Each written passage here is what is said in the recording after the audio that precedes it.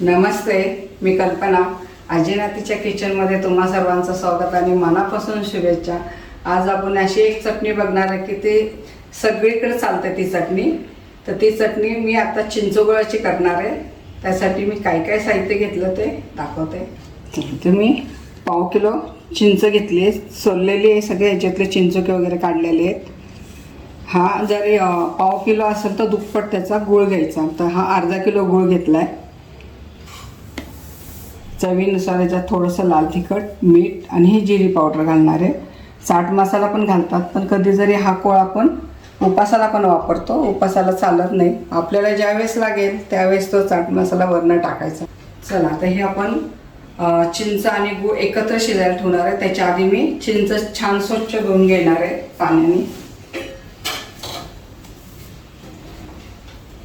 ही चिंच आपण धुवून घेणार आहे.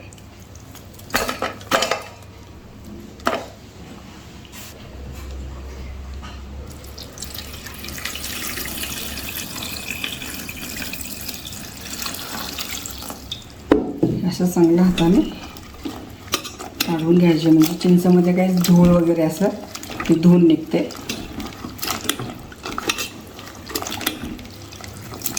तर हे पाणी टाकून देऊ आपण. ही चिंच छान धुवून झाली आपली. आता त्यात चिंच बुडाल एवढं पाणी घालायचं. ते आपण शिजवून घेणार आहे चांगली.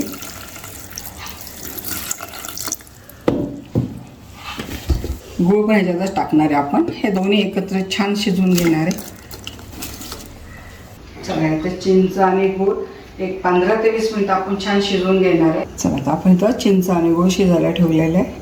ह्याला छान उकळून म्हणजे 15 ते 20 मिनिटं चांगलं शिजवून घ्यायचं आपल्याला ते चिंच गूळ. आता 15 ते 20 मिनिटं झालेली आहेत. बघा हे चांगलं शिजत आलेलं आहे. तर आपण गॅस बंद करणार. हे इथपर्यंत आपण ते शिजवून घ्यायचे चिंच आणि गूळ. तर हे थंड झाले की आपण मिक्सरमधनं काढणार आहे ही चटणी. तर आपण जे चिंच आणि गूळ जो एक 15 ते 20 मिनिटं उकळून घेतलं होतं ते आता थंड झालं आहे. हे आता थंड झालेलं आहे बघा चिंच गूळ आपले. त्याला आपण मिक्सरमधनं काढू.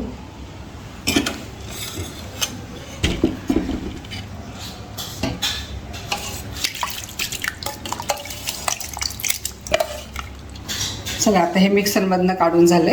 आपण बघूया कशी झाली आहे चटणी.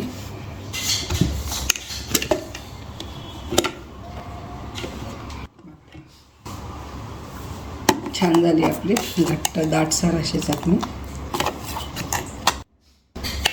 हे आपण आता गाळून घेऊया.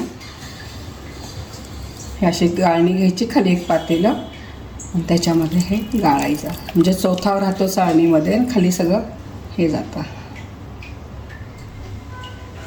असं करून हलवून घ्यायचं म्हणजे चौथावर राहतो, खाली पडतं.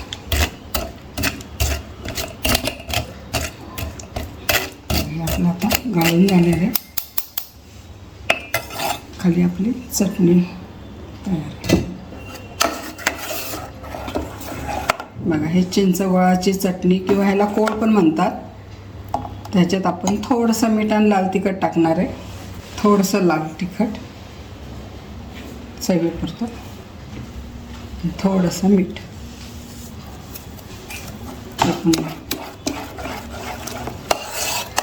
एकसारखा जीव करून घ्यायचं.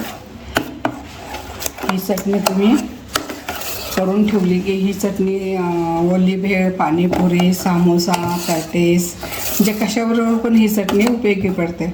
आणि 3 महिने ही आरामशीर छान राहते. तुम्ही जर अशी करून एकदम ठेवली आणि असं पॅकबंद बरणीमध्ये ठेवली की 3 महिने छान राहते ही चटणी. आपल्याला जेव्हा लागेल तेव्हा आपण काढून ते खाऊ शकतो. ओली भेळ, पाणीपुरी, चाट, कोणतेही चाटचे प्रकार असले की त्यात चिंचगुळाची चटणी लागते. चिंचगुळाची चटणी किंवा ह्याला कोळ पण म्हणतात. तुम्ही काय म्हणता ते कमेंट करून नक्की कळवा. ही चटणी आपली छान झालेली आहे बघा. आणि 3 महिने आरामशीर टिकते. 3 महिने याला काही बुरशी लागत नाही, काही नाही. फ्रीजमध्ये 3 महिने ही चटणी छान टिकते. तुम्हाला जर ही रेसिपी आवडली असेल तर लाईक करा, कमेंट करा, सबस्क्राईब करा. पुन्हा भेटूया अशाच नवीन नवीन पदार्थाबरोबर.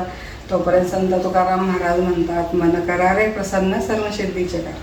मला जर ह्या चिंचगुळाच्या कोळमध्ये जर चाट मसाला लागत असेल तर तुम्ही टाकता, कारण मी हे उपासाला पण कोळ वापरते. शेंगदाण्याची आमटी वगैरे केली तर म्हणून याच्यात मी टाकला नाही. तुम्हाला जर आवडला त्याच्यात चाट मसाला टाकला तर खूप छान लागतात.